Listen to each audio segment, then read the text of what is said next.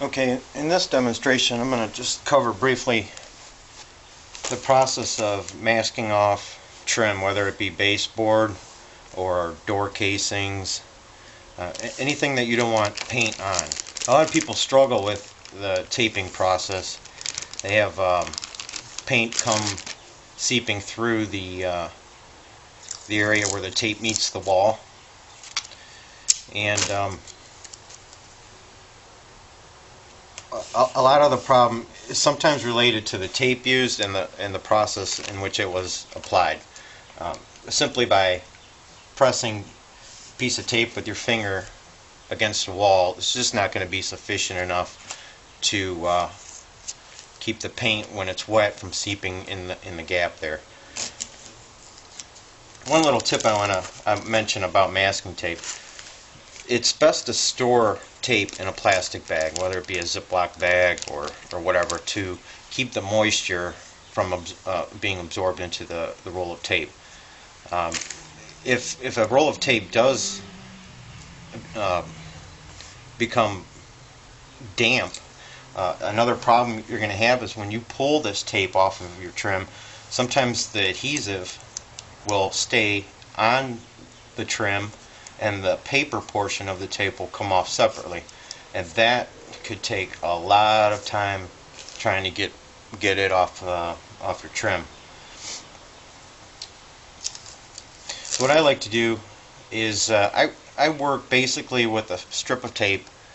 I'll pull it off like this, and I will, basically use a portion that as far as I could reach from my left hand to my right hand. But for this demonstration, I'm going to use just I don't know, 18 inches or so piece of tape. So you just want to basically keep your left hand, for example, in my case, you want to keep this part away from the wall and bring in your right hand closer to the wall first.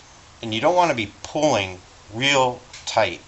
You just want to kind of let the tape, basically dangle between your two fingers, gently holding it. So you want to get your first piece in against the tight against the wall, while you keep your left hand up off of the base. You could gently tack it down over here on the left side, and use your thumb, come somewhere in the middle and give it a light press, and then just lightly use your thumb and slide it across, and then the next pass you can do it a little bit tighter, and now we have the piece of masking tape pretty much firmly placed against the top edge of the baseboard. Now this isn't going to be sufficient from when you start cutting in with wet paint, because like in this example, this piece of baseboard actually has a gap there between the wall and the baseboard. I could almost stick the 5-in-1 tool down between the two.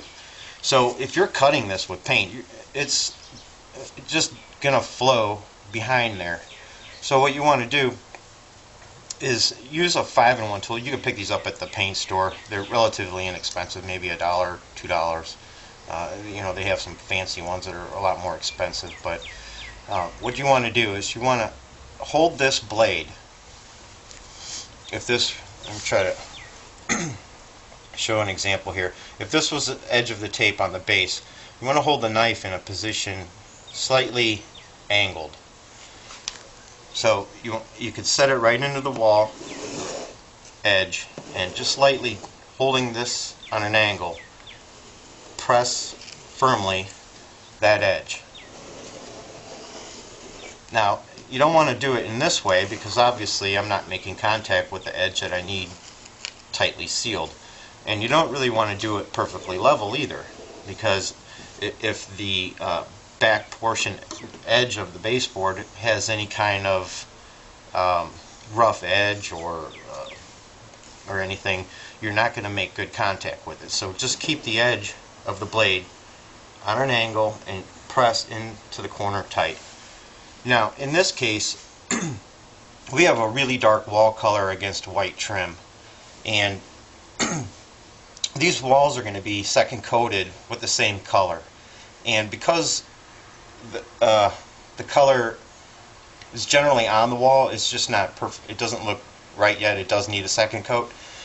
When we cut our baseboard here, we're going to do a very light cut in with wall paint against this base edge. We're going to have sort of a dry brush in a way, wet enough to glide, but it's not going to be a fully loaded brush that will allow paint to fall down behind this gap.